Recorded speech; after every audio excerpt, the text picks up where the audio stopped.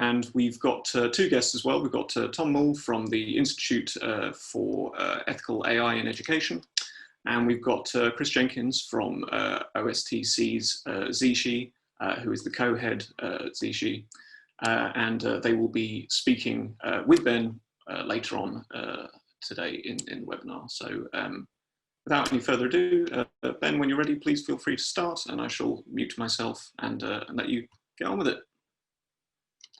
Thank you very much, Roland. As Roland said, this is step 7, the final step of the ethical AI framework, and this one is aimed at businesses, educational businesses.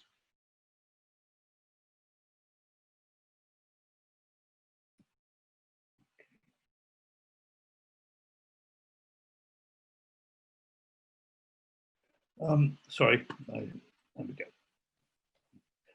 The focus of step 7 is very much on iterating and looking back at what you've done and deciding whether you're going in the right direction. And it's also focusing on the whole ethical framework within which one might get from an idea to a design to a product, and to ensure that the product actually not only is built ethically, but also functions ethically. In these webinars, we've always been keen for you to prompt you to look at yourself and your business through a data and AI lens so that you can develop an AI mindset. But in developing an AI mindset, one of the factors within an AI mindset is to have a good sense about what AI is good for and what it's not good for, and what humans are good at doing and what they're not good at doing. So humans are much better at being able to understand the role that AI might play in any kind of activity. AI might be able to play a role or produce some help, but doesn't actually understand its role in whatever it is that you're doing. And AI is a strange beast at the moment. Some AI is kind of invisible.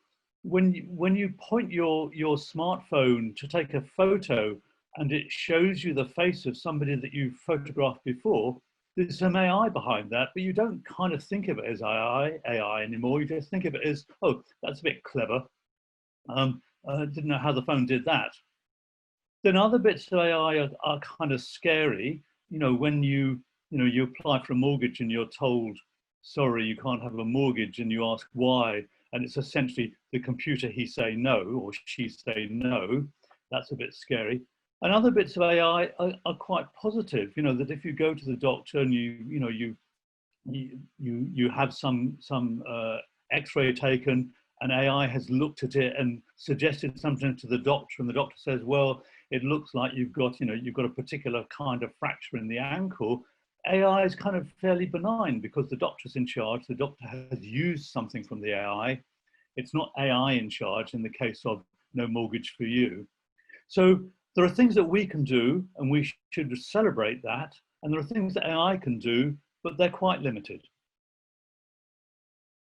So throughout the webinars, we've been concerned to find the right balance between what the AI can do and what the human can do.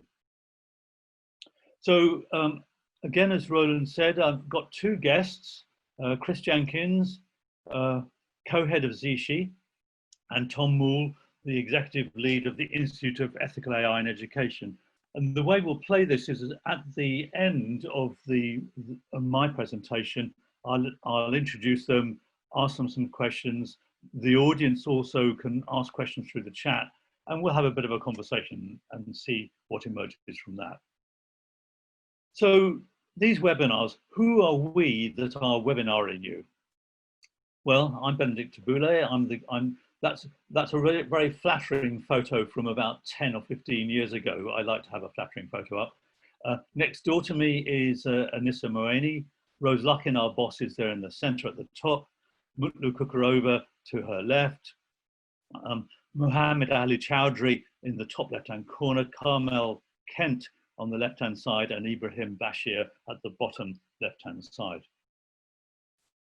So the 7 steps of AI readiness that you've met if you've been to these seminars before are here on your screen, starting from educating and enthusing and exciting your community about the AI mindset and what might be achieved, running through identifying and thinking about the kinds of data and the kinds of problem that you want to solve, through learning to understand what the data is telling you, and then iterating. And you'll notice at the bottom, and all these steps should be done ethically. Well, the iterating doesn't just mean jumping back to the beginning and starting from the beginning again. It means potentially doing that, but also potentially at every step, thinking again, have things changed as a result of the step I've just done? Do I need to, I might be at step 4, do I need to go back to step 3 and redo that? Or I might be at step 3, do I need to go back to step 2 and do that? I've highlighted 2 steps in red here because I'm going to draw some examples about from the current situation from step 2, tailoring and honing, and also from step 6, learning and understanding what the data is telling you. So my 2 examples are taken from those 2 particular steps, but I don't want you to conclude somehow that those are the only steps on which you can iterate. You can iterate on all of the steps. So I suppose recursively you can iterate on iterating as well. So the talk's going to be divided into 3 chunks. I want to say something about design methods, and in particular lean design methods, and I'll explain what I mean by lean design methods when I get to that bit.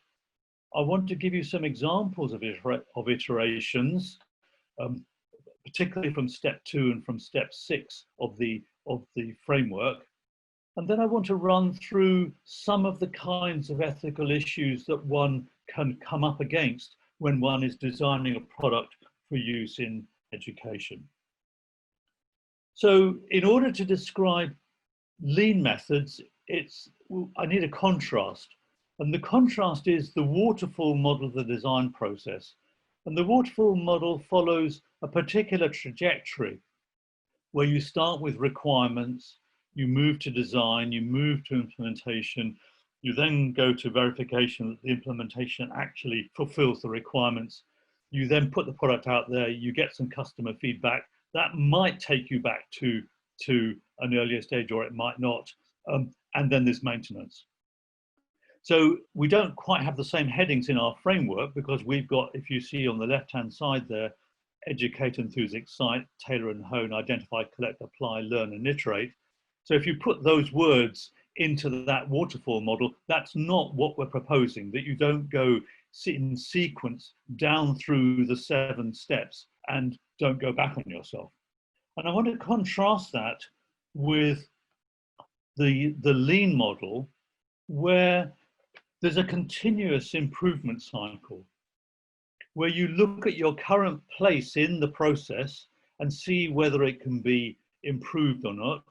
If you can, you execute the changes, you review to see how well those changes have taken place, and you then kind of identify where you need to go for next. So the iteration is a continuous process. Another way to look at the same thing is the slide on the left of this screen. So the waterfall model has a long line of building, followed by a release, followed by customer feedback, and that's where the iteration might take place. You might discover your product really doesn't work at all, you need to start again. Or you might discover it just needs a couple of tweaks. Down at the bottom of that screen, you can see lean innovation or lean design, where you do a little bit of building, you release something, you check the feedback, you maybe go back to the beginning again, or you move on, do a little bit more building, check the feedback, release, check the feedback, and so on. So you have many iteration points. So those dot and stars correspond to, I know there's only 4 of them on the lean line there, but they correspond to the 1, 2, 3, 4, 5, 6 on the right of the educate, enthuse down through the collect, apply, and learn. And I want to reuse a slide that I used in a previous webinar in this series, taken from Duolingo, the app that you can have on your phone to help you learn Portuguese or some other language. And they say, we test everything. This is one of the key operating principles that we follow at Duolingo in order to continuously improve the learning experience for our users. It means we rely heavily on experiments and data to help us make informed decisions about any updates or new features we launch. So they build iteration effectively into their model of making Duolingo better for their customers on a continuous basis. It was not built in one go and then finished. It's still being improved even as we speak. So let me now move to a couple of examples around iterations. So I'm going to refer to step 2 of the ethical framework, tailor and hone the particular challenge you want to focus on. And I want to take the example of what to do about school exams in lockdown. I've used the Comic Sans font here. You may draw conclusions about that, but I couldn't possibly comment. And Ofqual, when advising the government, said, well, there were 4 different ways that you might try to deal with the fact that, you know, the schools had closed and the kids couldn't take their A levels and their O levels. And they offered these 4 ways of dealing with the situation in decreasing order of merit. So they thought, well, the easiest was to delay the exams until the virus crisis has passed. The next was to try and conduct socially distanced exams. The next was to use some form of teacher and school assessed certificates. And the last one was to combine school-based assessments with a standardization model to produce estimated grades. That was their least preferred option. The government, in its wisdom, decided to combine school-based assessments with the standardization model to produce estimated grades, i.e. the least preferred option from Ofqual. So how did Ofqual go about doing this? Well, they needed to design an algorithm to predict exam results. They had some data on the size and performance of previous cohorts in each subject and in each school. And they had teacher predictions of grades. And they had asked teachers this year to produce rankings of students, not something they'd done in the past. And the overall goal that they were set was to eliminate what the government expected, which was a grade inflation arising out of teacher predictions. The government's view was that teachers aren't to be trusted, and if you ask them to predict grades, they'll over-predict for all of their students. So what they wanted to do was to have a way of estimating what students would have done, sort of based on what the teachers said. They would look at the ranking and treat that seriously, reckoning that even if the teacher overestimated the grades, the ranking itself wouldn't change for that teacher within that class. And an algorithm was built, it was tested. So in some sense, outcome, job done, goal achieved. ...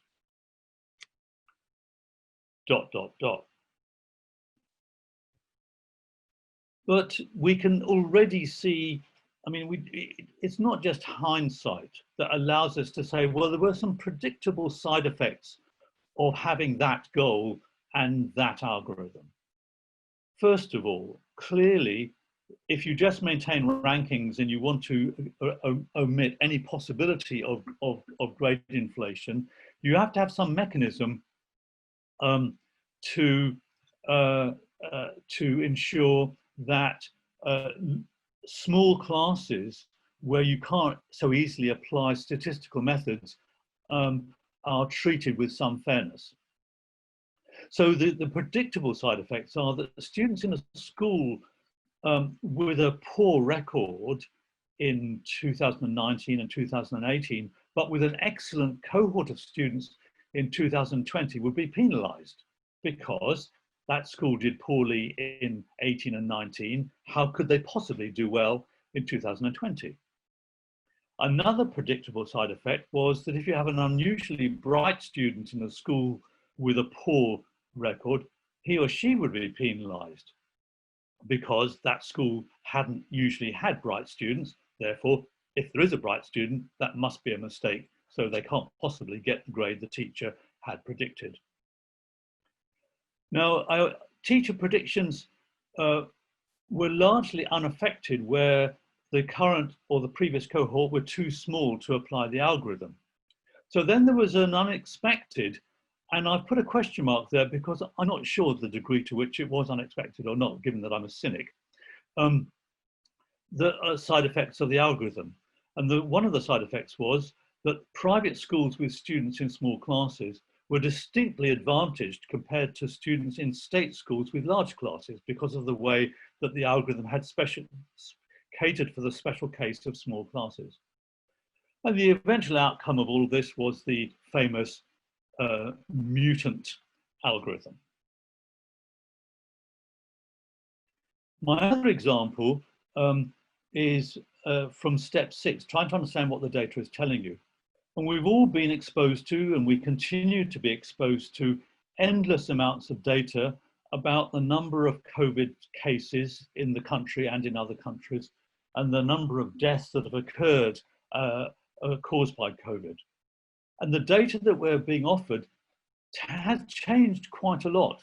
So if we just take, putting aside the data around cases, which is really complicated, just looking at the cases, the data around deaths. So originally, what we were told in terms of deaths in the UK were actually based on deaths in hospital. So that figure was underestimated. And then we were told, okay, well, there are deaths outside hospitals where COVID was mentioned on the death certificate, particularly deaths in care homes. So that gives you a figure which is a bit closer to the truth in terms of overall deaths. Then we were told overall deaths in the country about everything, road accidents, COVID, the whole lot, just deaths.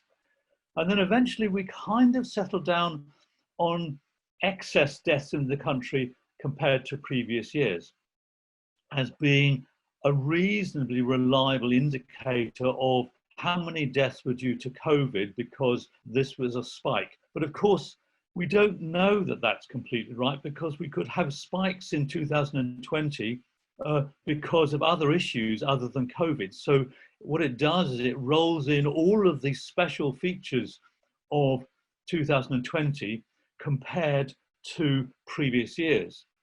Indeed, it might underestimate because we've seen that air pollution has gone down, which itself causes deaths. So in a way, the excess deaths will have been reduced because of the air pollution reduction due to the lockdown. So even that figure is not that accurate. And each of those figures itself has been offered to us in absolute numbers, has been offered to us as numbers per 100,000 in the population, and has been offered as averages over the last week or the last month or whatever. So even the numbers above can be offered in a number of different kinds of ways. And it's often quite hard to decide exactly how you're going to tell the story of your data in a way that does best for the goal that you have and want to achieve.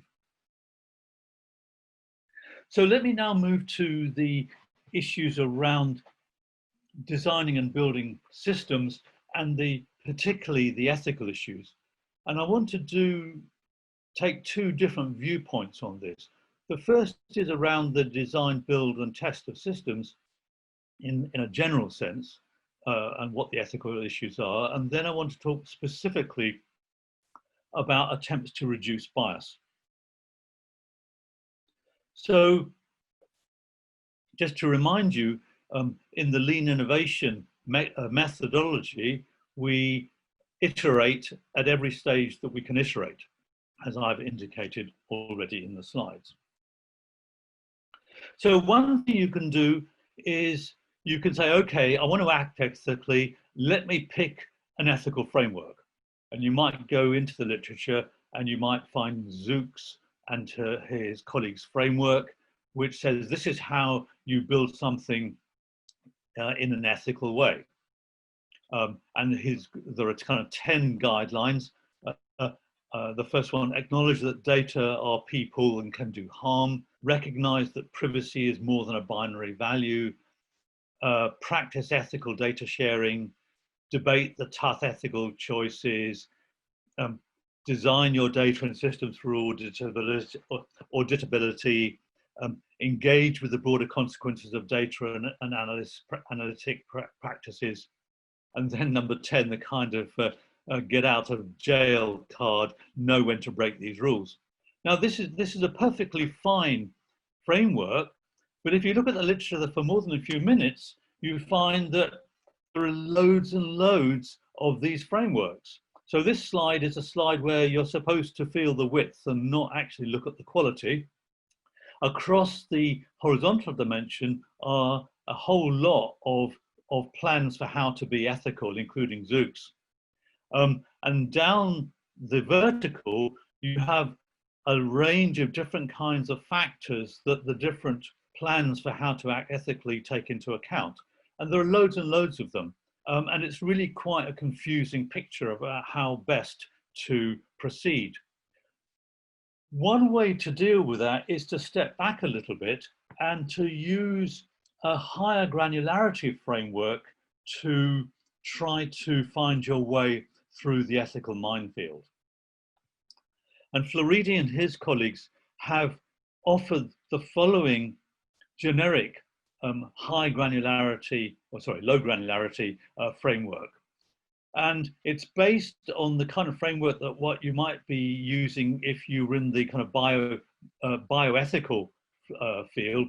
Let's say that you are a drug company producing drugs, or you're a medical company producing some kind of diagnostic system. And there are 4 principles there: beneficence, non-maleficence, autonomy, and justice. And I'll explain each of those in a second. And AI brings in one more, which is explicability. You remember I talked at the beginning about you apply for a mortgage and the mortgage company asks its AI, can this guy have a mortgage? The AI says no, the company tells you no, you ask the company why, the company asks the AI why, the AI doesn't know why, the AI just say no. That's no good.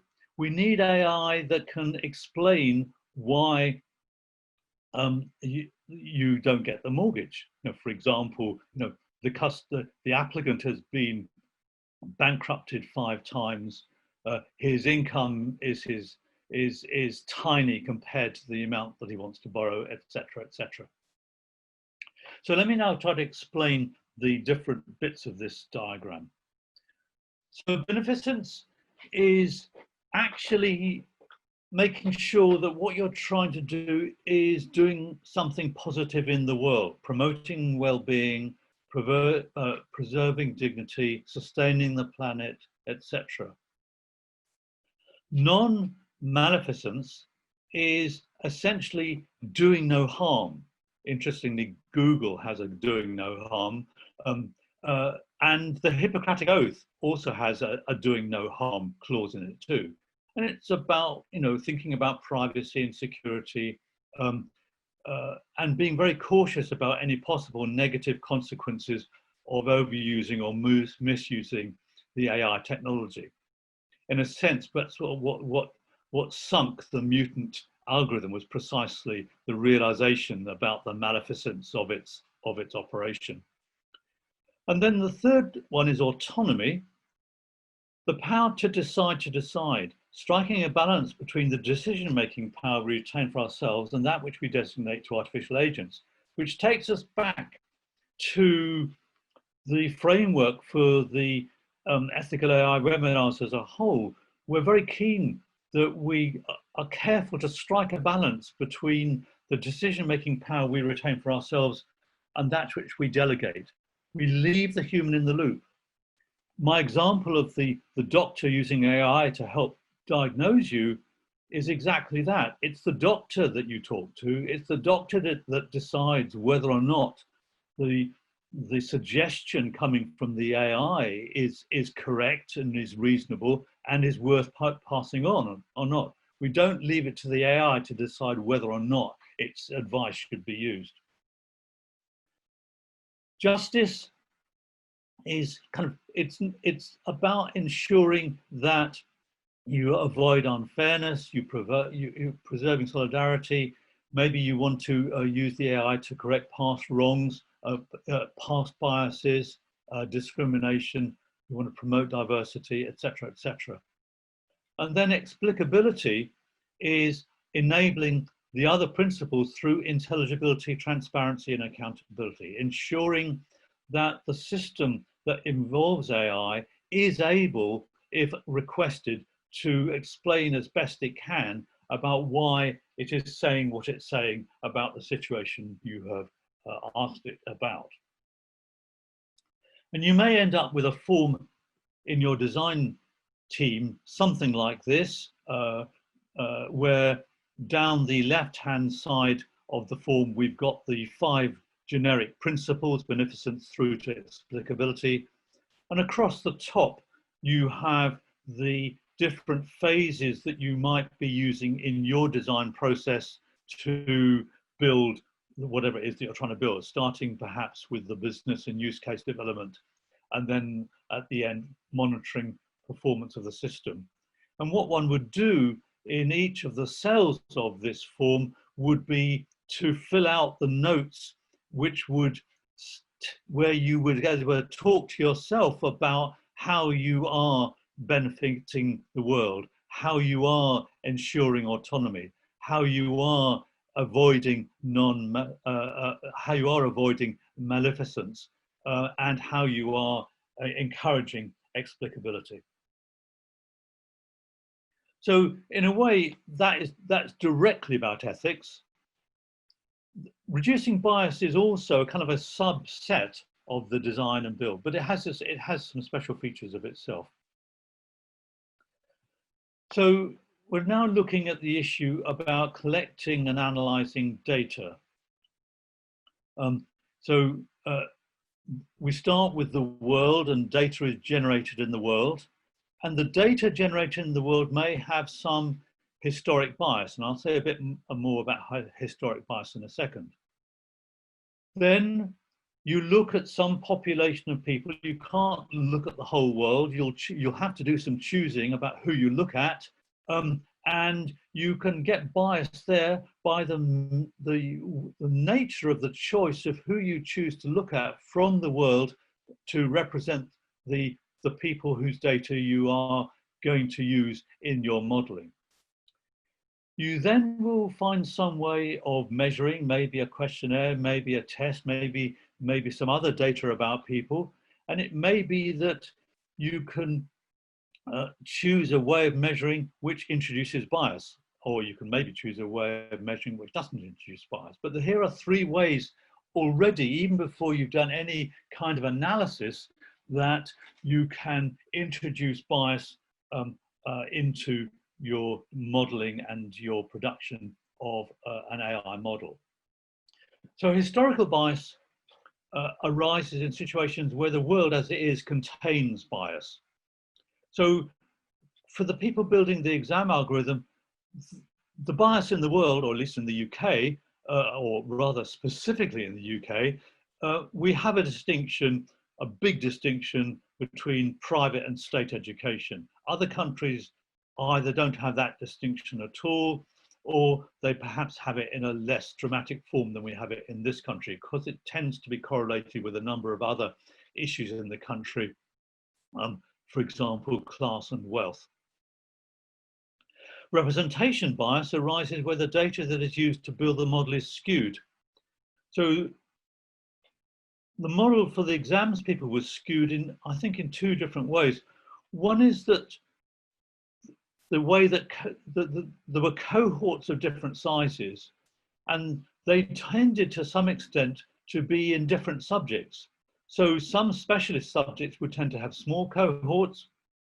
Some other subjects like English and maths would have very big cohorts.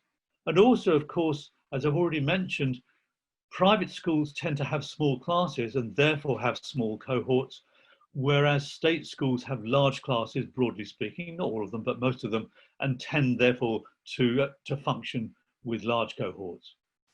And another skewness is that for this year, we had the teacher rankings of the students, whereas in previous years, teachers weren't asked to rank the students.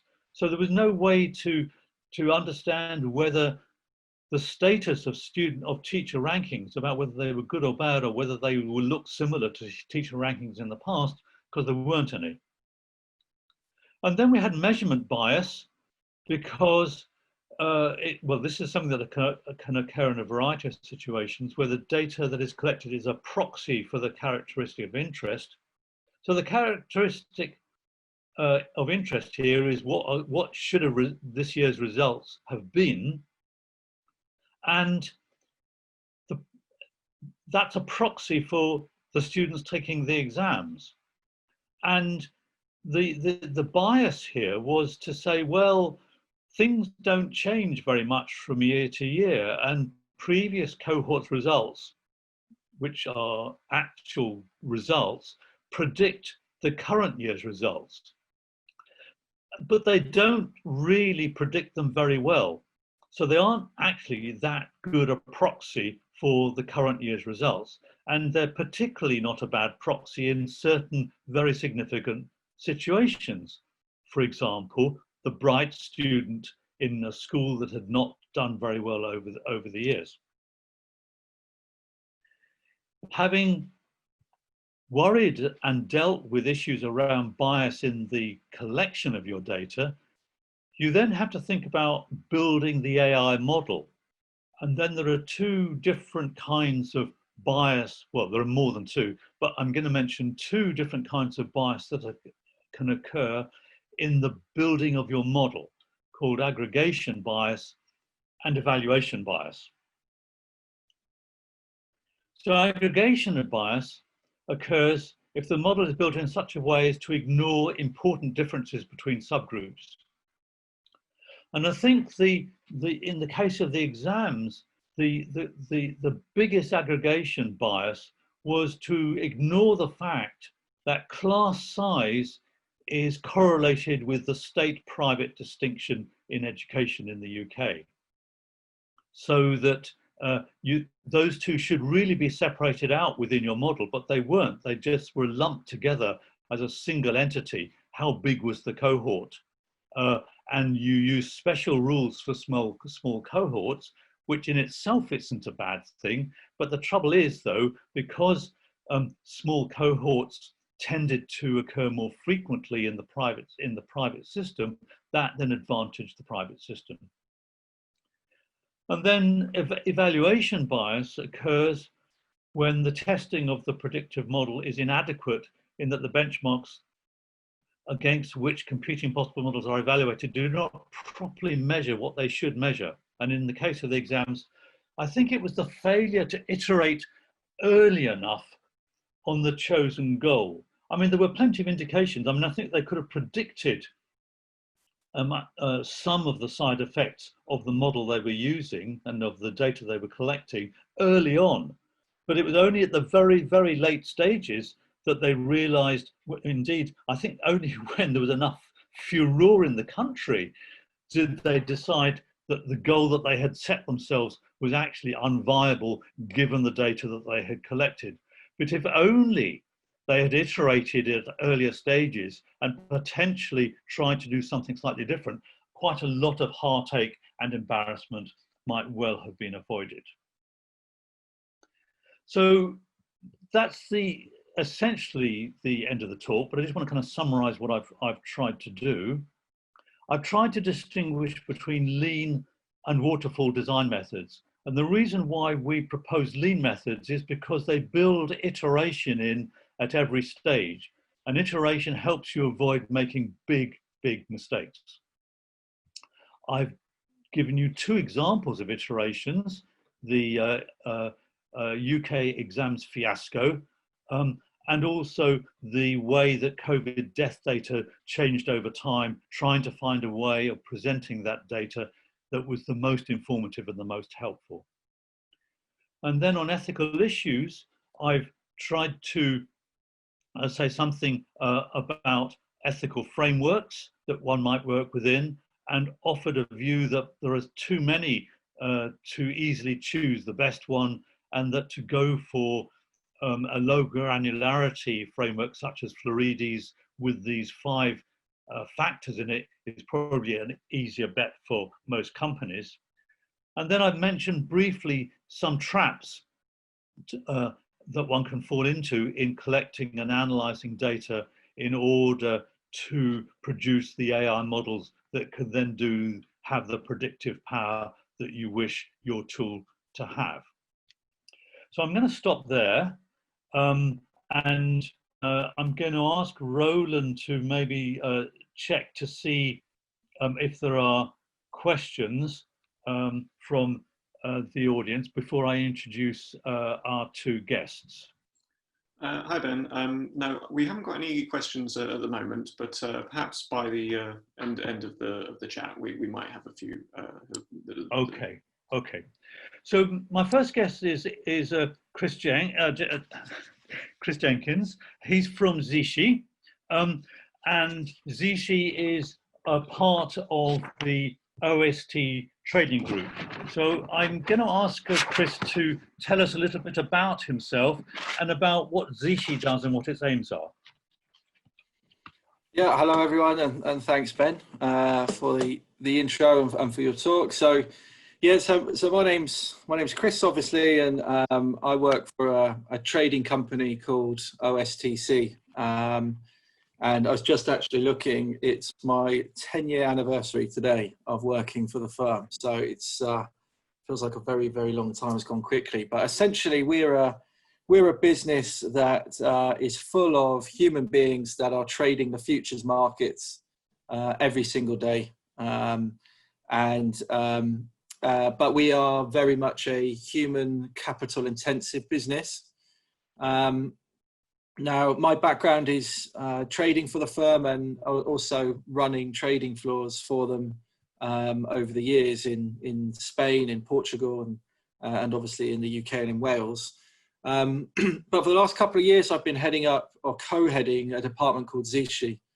And what we are is effectively the educational and technology arm of the business that focuses on training the next generation of individuals, whoever they are in the world, wherever they are in the world, essentially, up to be successful, or we hope to be successful market participants.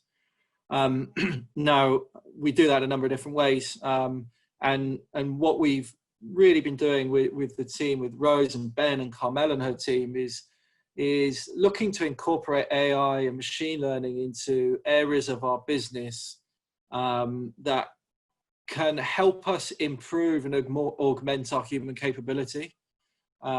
We know that as humans, we have done okay at what we do as a business, is the best way I describe it. It might be putting us down a little bit, but we have had an ability to find, train and mentor young, or quite often very young individuals to do very high pressured jobs at the coalface, as it were.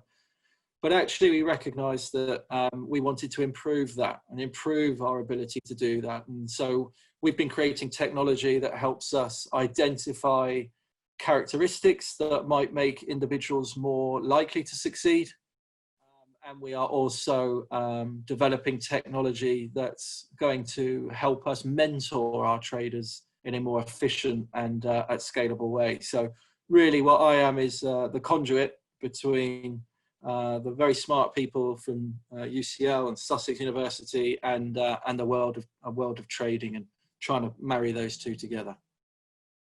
Thank you, Chris. I'm now going to ask Tom to join us and ask him a similar question. Could you tell us about yourself a little bit and about the Institute of Ethical AI, Tom?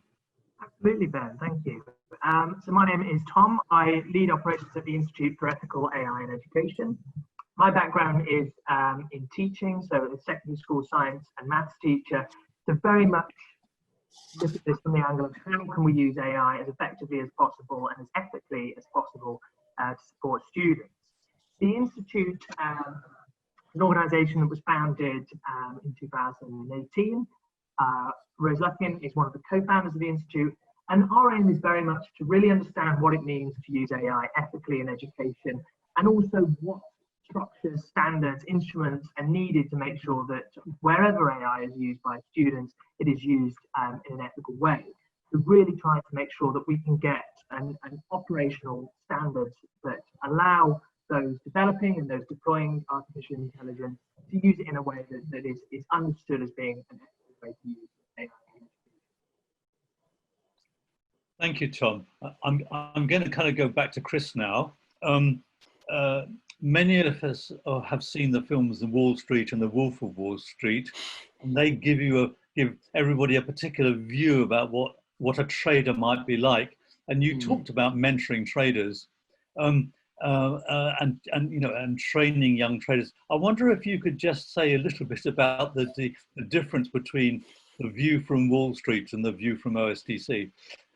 Yeah, it's kind of a common thing that everyone thinks about when they think of traders. I mean, don't get me wrong, Jordan Belfort was a real person, and so the film was based on his life. But it's a complete, it's so the opposite of what people might imagine nowadays.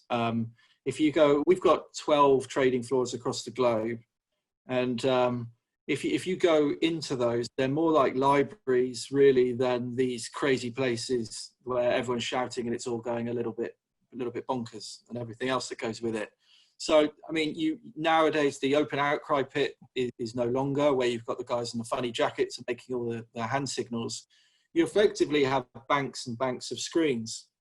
And being a prop trading firm like we are, we don't actually even have any clients or any customers. We trade the company's capital within the markets. So there's not even any need for these guys and girls to be picking up the phone. So quite often there are prolonged periods of silence and a lot of people staring at a lot of screens, which you might think is quite unusual because, you know, everything that takes place in the globe when it comes to events, anything that happens, especially in the era of 24-hour news, will immediately impact what's going on the screens and what these individuals are doing and how they're interacting with the markets. But, you know, we actually, I think I remember speaking to you about this, Ben, previously, was when we used to interview people and they would say things about the Wolf of Wall Street, it would actually put us off. Because we're thinking this type of person is coming in with that mindset of they want to drive a white Ferrari, you know, straight away, and you know, basically have got that in their head. You know, these traders nowadays are quite quiet, almost quite insular in a way, just by the nature of the job. So very far from the films. Okay, can I just follow up on that, Chris, to say, how does the current pandemic affect your business? We're in a lucky situation, I would say, because the nature of our business is all digital. So it's been you know, we've got about 400 traders across the globe, and we have to risk manage those traders, and we have to, you know, there's obviously a lot of money on the line with them. So we are constantly thinking about risk management. When everything got shut down, you know, these traders, we had to effectively get all of our offices and our trading floors and put them in people's homes. So they're individual setups. So that in itself was a big operation. Managing the risk and communication has been interesting. From the risk side, there's obviously been a little bit more hairy in terms of you haven't got individuals in the offices, you know, physical contact. Communication, interestingly, when you speak to traders, has actually increased in terms of the amount they're speaking with each other and the amount they might be chatting with their managers, because they've all got an internal chat system, and almost reaching out and wanting that more personal contact because they are not in the office. So for us, in terms of able to continue with our business and be profitable, we've managed to do that simply because again, we don't have any clients, we don't have anything that's going to be impacted too much by it. But ethically, it's difficult for us as a business as well. We're not a business, like I said, when you think about the Wolf of Wall Street, full of alpha males. It's very, very opposite with how we are. And so when you've got things like like a pandemic that is causing volatility in the markets, can be beneficial for traders. But obviously it's a lot of unemployment, there's a lot of illness out there as well. So there's a number of factors we have to take into consideration, but we do thank ourselves that we are lucky that our business is completely digital. So effectively our traders can work from home like they do in the office. Okay, thank you, Chris. Tom, can I turn to you? Would you like to comment on how you see the national situation with respect to AI in education and its ethical dimension? I'm not quite sure where we are really, either in schools or colleges or universities on an ethical. I mean, AI is being used to some extent. Where are we on the ethical side of things? Well, I think the national picture is following a pattern that is kind of in keeping with the broader pattern with AI ethics. I think a few years ago, it was a much more theoretical, nebulous issue, but is very sort of abruptly almost become quite tangible and concrete. So in the broader AI ethics sphere, we've seen the use of facial recognition in public spaces and the backlash against that. We've had some of the largest companies in the world having a moratorium on the use of facial recognition software and unexplainable algorithms. We've seen issues of them being used in the judiciary to predict recidivism that have demonstrated bias. And people are now reacting to that, and people are seeing that these ethical issues are not sort of, ivory tower theoretical issues. They are things that affect people's lives. And I think that has really come, into this. Education has now been put into the spotlight with, as you mentioned, the debacle over A-level grades. And I think it's bringing to the fore a lot of these issues that we've been talking about, and people who are interested in the ethics of AI in education have been talking about the propensity for biases to occur. For instance, the lack of transparency over the processes by which these systems are put together, and also the issues of explainability themselves. Are they being explained to people? Issues around agency. And I think for a long time as well, the issue of privacy in student data has been something that people are particularly aware of. But I think it is something that is becoming more and more apparent, as well as the story about Ofcom over the last few weeks. We've also seen examples of people being able to cheat the system by using AI for grading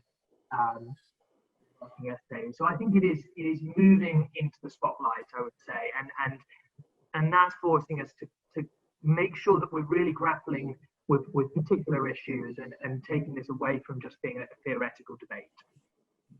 Right, okay. Chris, you mentioned that you've been working with the UCL and the Sussex team for a while. Has your view of traders and trading changed as a result of the kind of focus on the human data that we brought to your company? Yeah, I think it certainly has, because, a quick story in terms of we had a brand new CEO that joined 2 years ago, who sat myself and a few people down and asked the question, what is it that makes a good trader, and how do you hire these people? How do you find them? And quite embarrassingly, it was we didn't really have any answers. It was like, well, we've got so many good traders who are very different, and when we interview them, we put them through the same sort of tests, and really it would come down to intuition, a bit of gut feel. So the work that we've been doing in the department, like you say, with the team, is been actually looking at the data and what is the data really telling us about who traders are and how they interact and behave with the markets, and what can we infer from that to really benefit our business. And it's just opened up the door and opened up just another avenue for us to say, oh, now we can kind of more clearly see these individuals, their behaviors, and how those behaviors correlate with performance.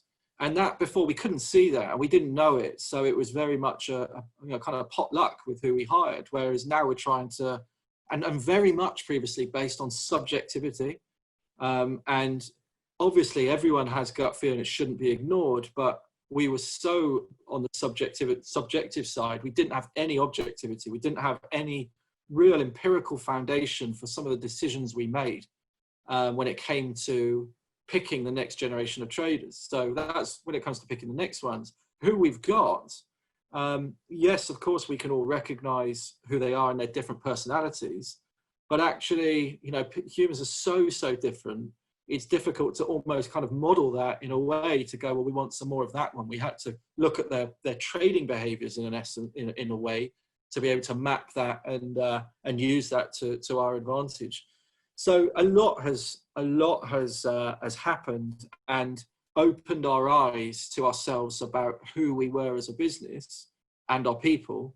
Not only that, mobilizing a really valuable resource, which was the data that we were generating every single day, which in truth was just sat there idle and not being used. And I think for us as a business, that's really been the most eye-opening thing. And I'm sure it's the same for everyone or many people, is they've got the data, they just don't know what to do.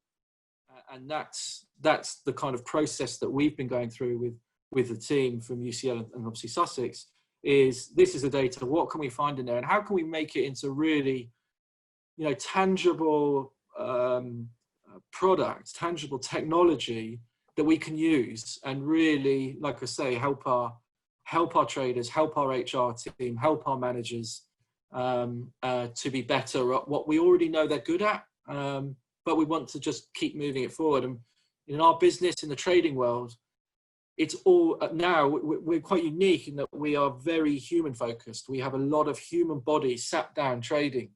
Much of the world of trading now is run by very powerful, powerful computers, automated. It's interesting. So, you know, we need to whittle on, but many people use AI and automation for trading.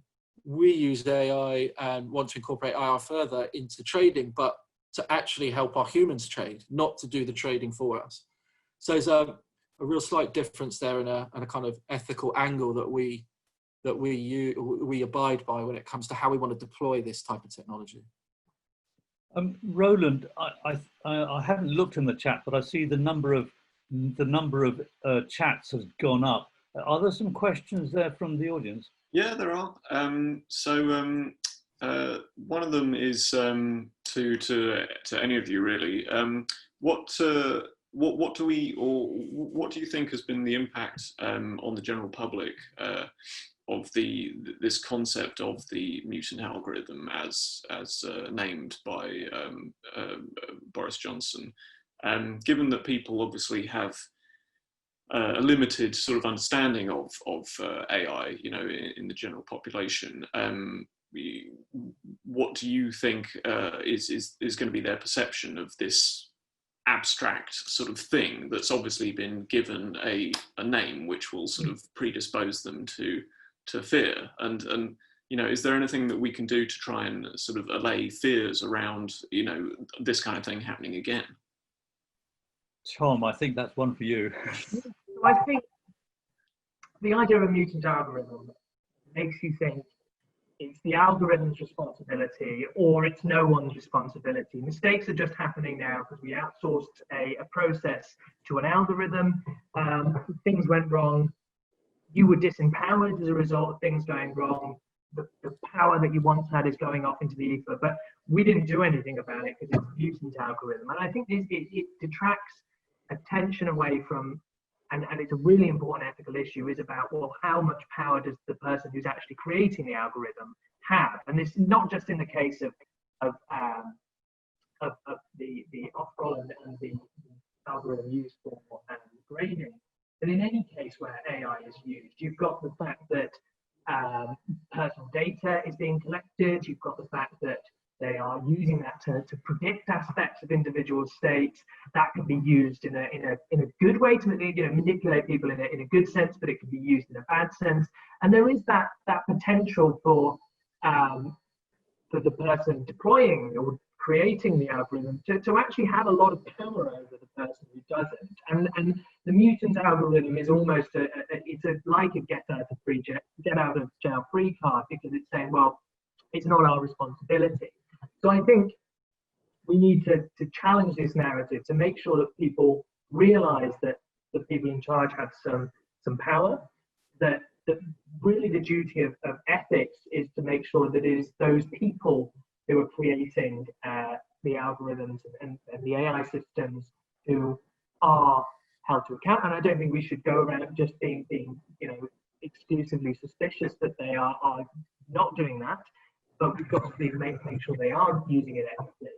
And I suppose, and I think that the question was, how do we allay fears? And I think that does come down to the fact of making sure people are aware of that sort of nexus of power there, that it's not just there is an algorithm, it's doing a job, it's somebody has let it, if it is a mutant algorithm, someone let it off the leash. If this isn't a mutant algorithm, we're not mostly talking about mutant algorithms, although there are key examples of chatbots that have gone wow, but that's a good example where iteration comes into this. So yeah, I think that's the key, is to really think about who's got the power, how power balances are changing by the use of AI, and make sure that they're not changing such that somebody is suppressed or subjugated by the use of AI. Okay. Thanks, Tom. We've just got, a few minutes left. I wanted to ask a question for Chris that's been raised. Chris, there's a kind of inevitable tension, maybe a real tension or an apparent tension between the development of a sort of a commercial AI product that's obviously sort of very hungry for, a large amount of data. How do you sort of navigate that tension? Is it apparent? Is it real or not? How do you navigate that tension but still remain ethical? Okay, well, big question, but for us, obviously, I guess one of the things that I've learned working closely with the team is the more data that we can get, the better. For us as a business, right at this minute, we are so data rich. I'm very, very lucky in that sense because of the business in which we work. So every click of the mouse button, everything a trader does must be recorded for regulation purposes. So we don't have so much of a conflict internally at the moment with that data, because we want to use it along the ethical lines of augmenting our human capability, not replacing our humans. So again, there would be tension if you think about it internally by our traders, if they thought that we were using trading data to create a trading algorithm that would no longer require them to be in their seats. That would be a really big tension. But for us, I think adopting this approach of, we know that we as humans are good at doing what we're doing. But we know that with the help of technology, we can help them get better. I'm just laughing. Carmel's just wrote a mutant trader, which sounds horrifying. But yeah, so that would be a little bit worrying if we did have one of those. I don't know if there's. We obviously get rogue traders, and you hear about those in the news, etc. But I haven't heard of a mutant one yet. So for us, we haven't had too much of the tension yet, to be honest with you, simply because of the approach that we're taking with how we want to how we are deploying it, and how we want to deploy it in future, which is this alongside humans, not replacing them, and to benefit them and everyone that they work with, essentially. great. Thank you very much, Chris. I think we've come to the end of the session. So I'd like to thank all our guests and speakers for coming along, and I'd like to thank all the guests and speakers that we've had over the last couple of months, because it's been a really rich series of episodes that we've had on sort of AI readiness, and I think this has been a great resource for people to access. Should you want to access any of the previous recordings, you can visit our website, it's www.educateventures.com, and I'd like to say thank you to Professor Benedict du Boulay, thank you to Chris Jenkins, and thank you to Tom Mull from the Institute, and thank you to the audience for coming along. I've just posted a little upcoming event that we've got actually in the chat. So we haven't got any more episodes in this series, but our next event is actually going to be in November, the Geezer Awards, which is an EdTech startup competition. You can sign up for it there. Yeah, and thank you for everyone for coming along. Have lovely evenings, people, and we shall all see you soon. Thank you, Chris. Thank you, Tom. Thank you, Ben. Thanks all. Bye.